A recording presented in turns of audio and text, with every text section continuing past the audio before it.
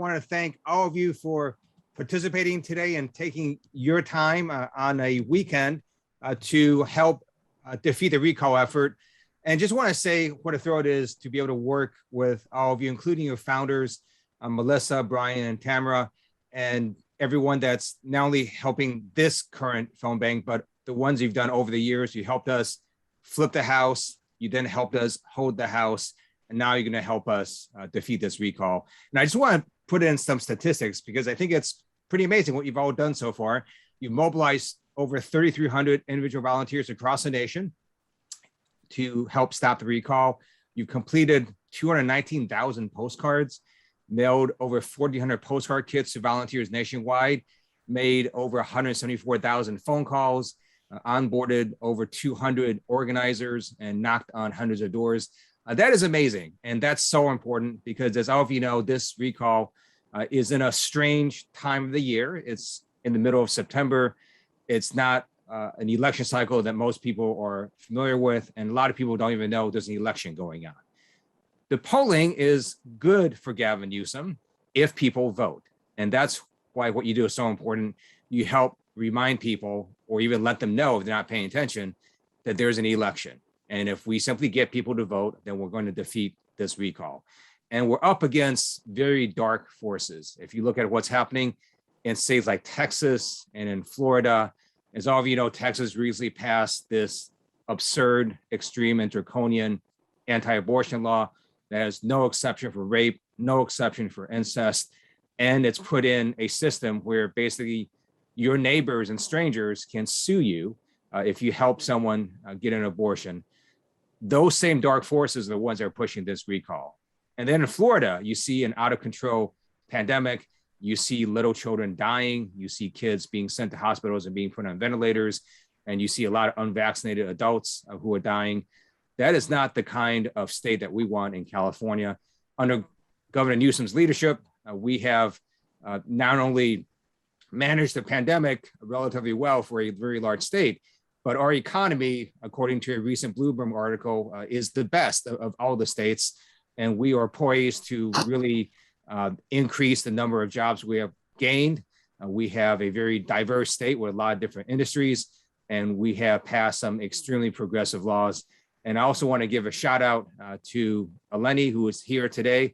She has done a tremendous job as Lieutenant Governor. Look forward to working with her as we make California an even better place to live, work, and play. And what all of you do is so important because it's that personal touch that's going to remind the voters to actually vote in this recall. And once they do that, we're going to defeat it, and then we're going to move on and make California even better. So thanks so much for having me on, and look forward to working with all of you as we continue to advance our progressive values. Thank you so much. My goodness, it's great to be with you. What an honor to be with you, Congressman Lieu, and Tamara, Melissa, Brian, Ingrid, everyone behind today's effort of what I see is now 205 volunteers on this call. Wow.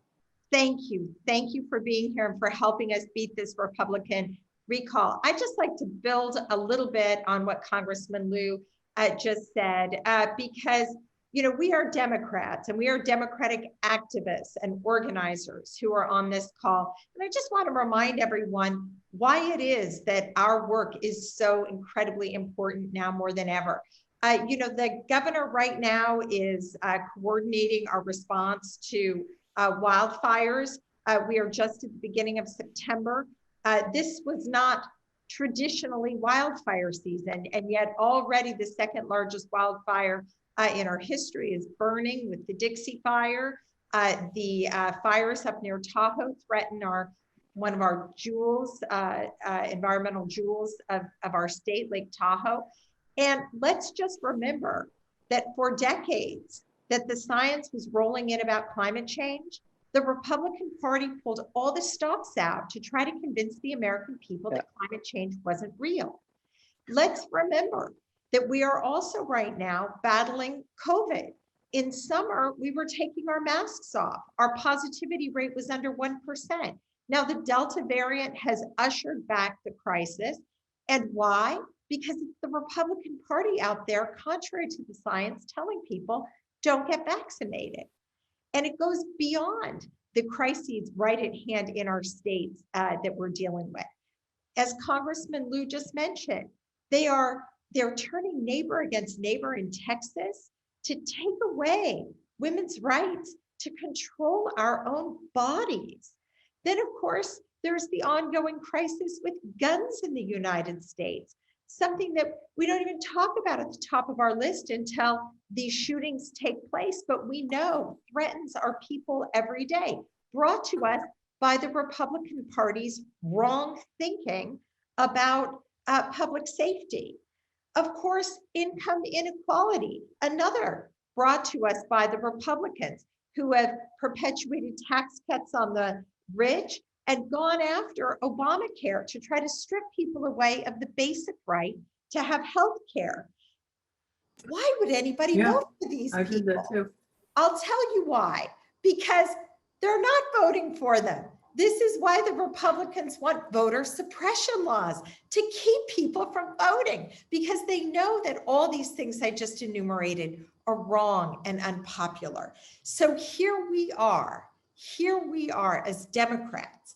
We are facing an attack on our state by the Republican Party using a process that they know is potentially undemocratic, depending on how you analyze it, but certainly a very flawed system. And they're saying with 26% registered Republicans in the state of California, the game is up in the state. They know who we are.